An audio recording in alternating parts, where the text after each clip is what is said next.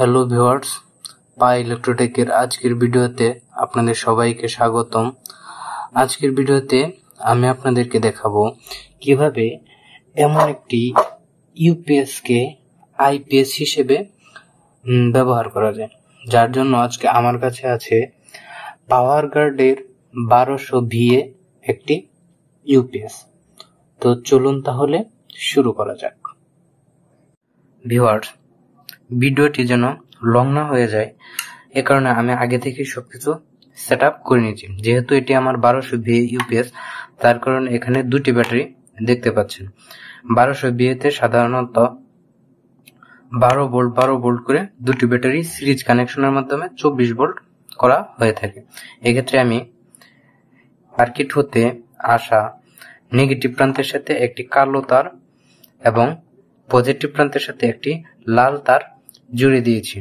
এই তার দুটোকে বাহিরে বড় ব্যাটারির সাথে কানেক্ট করার জন্য আমি এখানে দুটো কানেক্টর ব্যবহার করেছি। আপনারা চাইলে এই ধরনের কানেক্টর ব্যবহার করতে পারেন।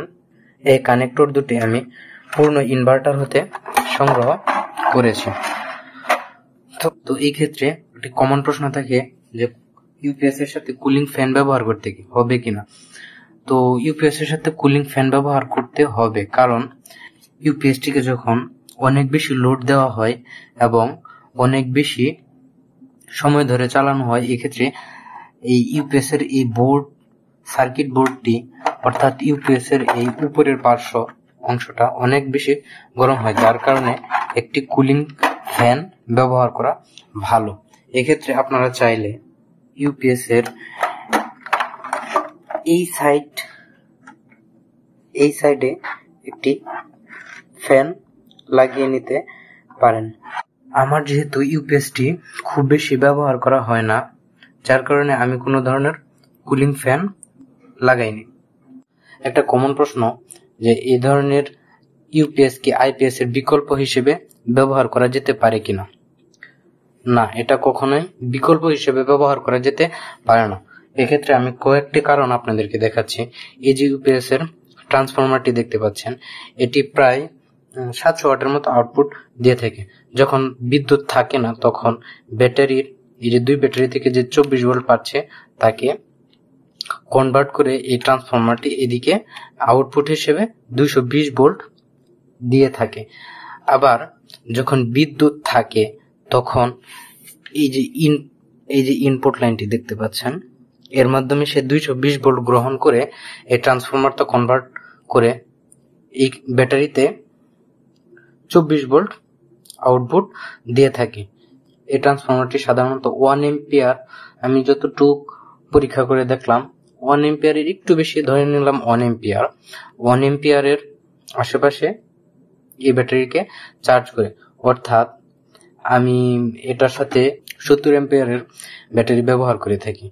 যেহেতু 1 এম্পিয়ার গতিতে চার্জ করে, সেক্ষেত্রে ওই ব্যাটারিগুলোকে চার্জ করতে প্রায় 70 ঘন্টা এর মতো সময় লাগে।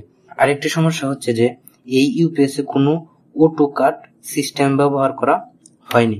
অন্যান্য কোম্পানির ইউপিএস এর ক্ষেত্রে কি ব্যবহার করা হয় কিনা তা আমি জানি না, তবে পাওয়ার গার্ডের এই 1200 VA ইউপিএস এ কোনো অটো কাট সিস্টেম ব্যবহার করা হয়নি।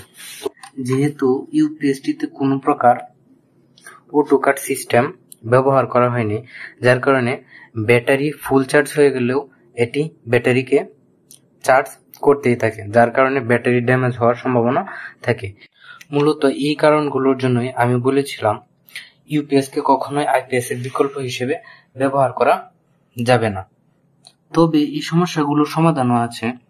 যদি আপনারা চান এই ইউপিএসটিকে টোটালি আইপিএস এর মতো করে ব্যবহার করার উপযোগী করে একটি ভিডিও আপলোড করব, অর্থাৎ এখানে একটি অটো কাট সার্কিট থাকবে, অর্থাৎ ব্যাটারিকে ফুল চার্জ করে দিলে সে অটোমেটিক কাট করবে, এবং এই ট্রান্সফরমারের যে সমস্যাটি আস্তে আস্তে চার্জ করা, সেই সমস্যার সমাধানও থাকবে। তো আপনারা যদি ভিডিওটি চান তাহলে কমেন্টস করে জানাবেন, ইনশাল্লাহ অতি শীঘ্রই সেটি আপলোড করা হবে।